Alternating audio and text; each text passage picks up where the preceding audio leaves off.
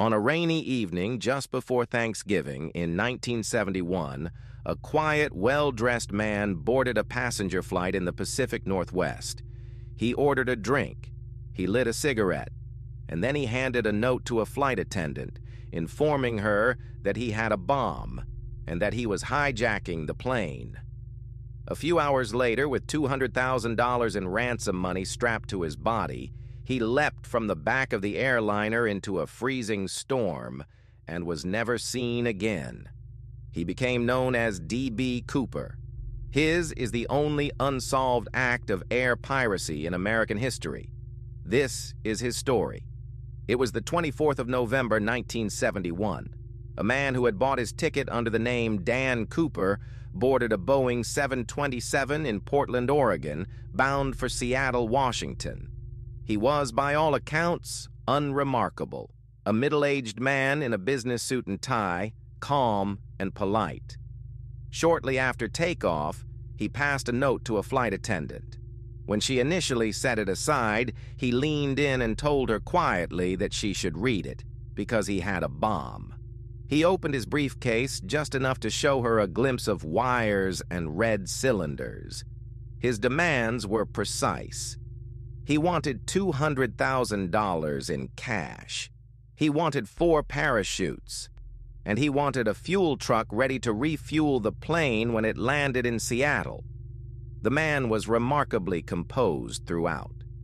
Witnesses described him as calm, even courteous. He seemed to know exactly what he was doing. He ordered a drink and paid his tab. He showed no signs of panic or instability. He was, in every account, the picture of control. When the plane landed in Seattle, his demands were met. The money and parachutes were brought aboard.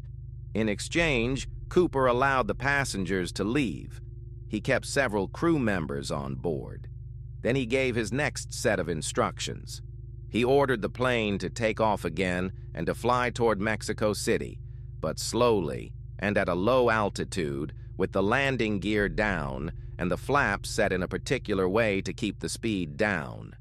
He knew, it seemed, exactly how to configure the aircraft for what he intended to do. What he intended was extraordinary. Somewhere over the dark, forested wilderness of the Pacific Northwest, in the middle of a cold and rainy night, Cooper lowered the rear stairway of the 727, a feature that allowed exit from the back of the plane in flight. And then, with the ransom money strapped to him, he jumped. He leapt into a freezing, stormy night, over rugged and remote terrain, thousands of feet up, and he vanished. When the plane landed, he was gone.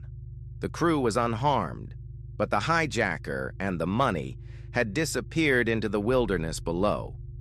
The response was immediate.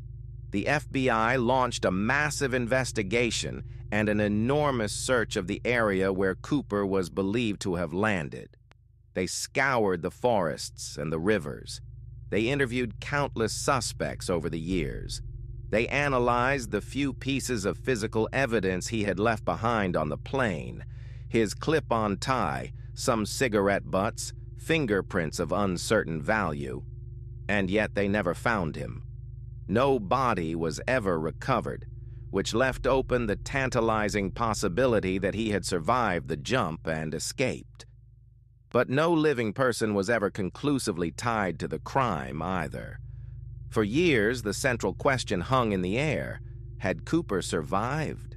The conditions of his jump were brutal.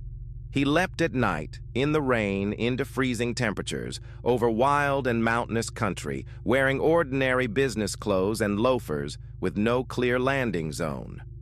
Many experienced parachutists believed the jump was close to suicidal, that the cold, the terrain, and the darkness would have killed him even if he survived the leap itself. By this view, Cooper's remains, and most of the money, lie somewhere in that vast wilderness still. But others were not so sure. The man had seemed too knowledgeable, too prepared, too calm to be reckless. Perhaps he had planned his landing carefully. Perhaps he had survived, walked out of the woods, and lived the rest of his life as an ordinary citizen, the richest unsolved mystery in the country hidden behind a perfectly normal face. Then, in 1980, came the case's most famous clue. A young boy, digging in the sand along a river called the Columbia, uncovered a bundle of decaying $20 bills. When the serial numbers were checked, they matched the ransom money given to D.B. Cooper. It was the only part of the ransom ever found. But rather than solving the mystery, it only deepened it. How had the money come to rest there? Had it washed down the river? Had Cooper buried it or dropped it?